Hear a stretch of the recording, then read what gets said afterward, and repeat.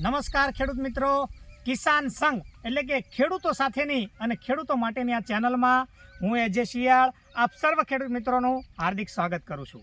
ખેડૂત મિત્રો, આજે આપણે વાત કરવાના છીએ લીલા પડવાશ વિશે। એટલે કે અહીંયા આપ મારા પાછળના ભાગમાં જોઈ શકો છો કે સરસ મજાનું એ લીલો પડવાશ કરેલું એ ખેતર આપ જોઈ શકો છો। મગ પાકની અંદર એ લીલો પડવાશ કરવા માટે થઈને એ મગ પાકનું વાવેતર કરવામાં આવેલું છે। તો આપણે આ લીલો પડવાશ કઈ રીતે કરવો, એનાથી શું ફાયદા થાય, એની પ્રક્રિયા શું હોય, એની સંપૂર્ણ વિગત આપણે આ વિડીયોની અંદર એ તમને જણાવવાના છીએ।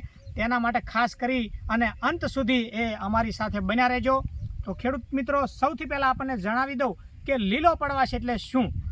લીલો પડવાશ એટલે ખાસ કરી અને કઠોળ વર્ગના જે પાક હોય એ કઠોળ વર્ગના પાકને એ ટ્રેક્ટરના મદદથી એટલે કે રોટાવેટર અથવા તો ડિસ્ક પ્લાવના મદદથી એ જમીનની અંદર દાટી દેવામાં આવે અથવા તો દબાવી દેવામાં આવે, જેથી કરીને જમીનની અંદર એ વિઘટન પામે અને એ ખૂટતા જે પોષક તત્વો હોય એ એની પૂર્તિ કરે, જેને લીલો પડવાશ કહેવામાં આવે છે। તો આગળ આપણે વાત કરીએ કે ખેડૂત મિત્રો, આ લીલો પડવાશ છે એ કયા કયા પાકની અંદર થઈ શકે તેની વાત કરીએ।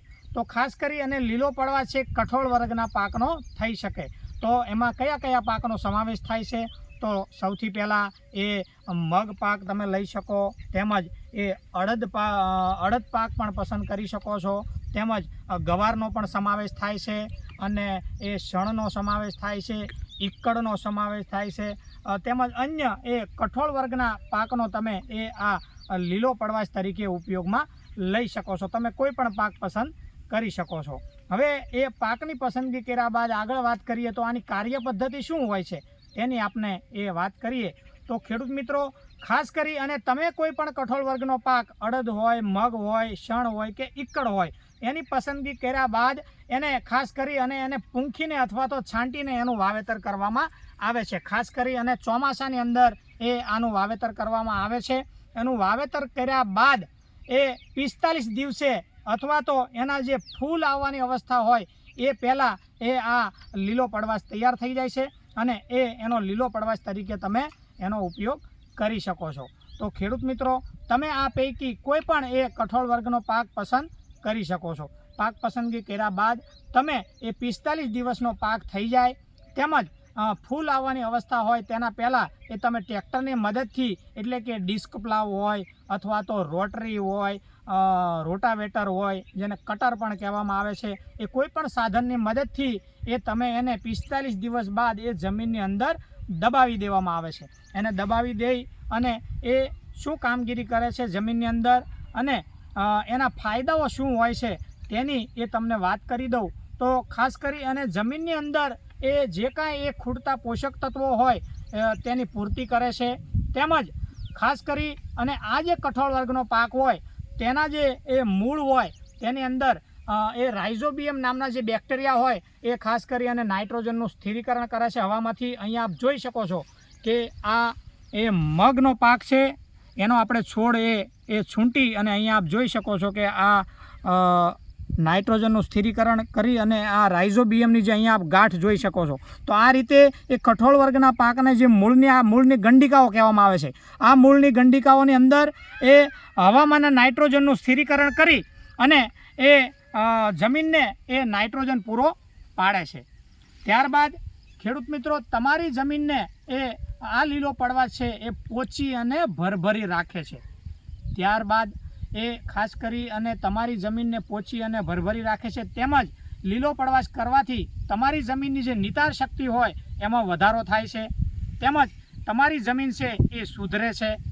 તેમજ બીજું અગત્યની વાત કે ખાસ કરી અને તમારી જમીનનો જે પીએચ આંક હોય, પોટેન્શિયલ ઓફ હાઇડ્રોજનનું જે પ્રમાણ કહેવામાં આવે છે, જેને પીએચ આંક કહેવામાં આવે છે, એ પીએચ આંકની જે સ્થિતિ છે એને તટસ્થ કરવાનું કામ એ આ લીલો પડવાશ કરે છે।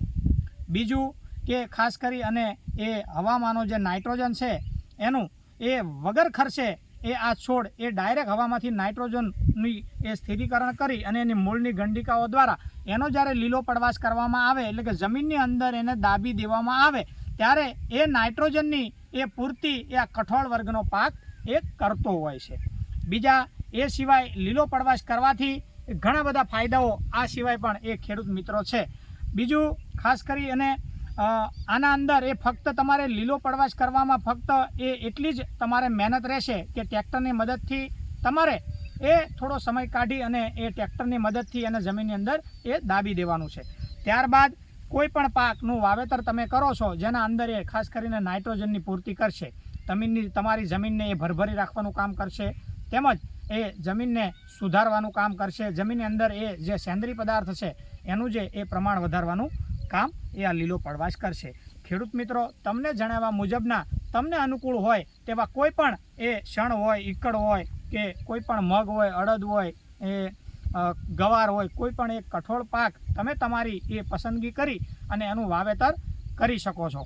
તો બીજું કે ખાસ કરીને કૃષિ યુનિવર્સિટીની ભલામણ મુજબ ખેડૂત મિત્રો, તમને જો આ લીલો પડવાશ કરવાથી એ લીલો પડવાશ કર્યા બાદ જે કાંઈ પાકનું તમે વાવેતર કરવા માગતા હો એ પાકની અંદર કૃષિ યુનિવર્સિટીની ભલામણ મુજબ એ તમે 15થી 20% એ તમારા કુલ ઉત્પાદનની અંદર એ વધારો થાય છે.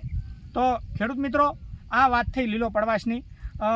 આવી જ રીતે એવા અવનવા વિડીયો જોવા માટે અમારી આ કિસાન સંઘ યુટ્યુબ ચેનલની સાથે કાયમથી જોડાયેલા રહો. અને આપનો વિડીયો જો પસંદ આવે તો અન્ય ખેડૂત મિત્રોને પણ તમે એ વિડીયો શેર કરી શકો છો, જેથી કરીને અન્ય ખેડૂત મિત્રોને પણ એ ઉપયોગી બની શકે છે.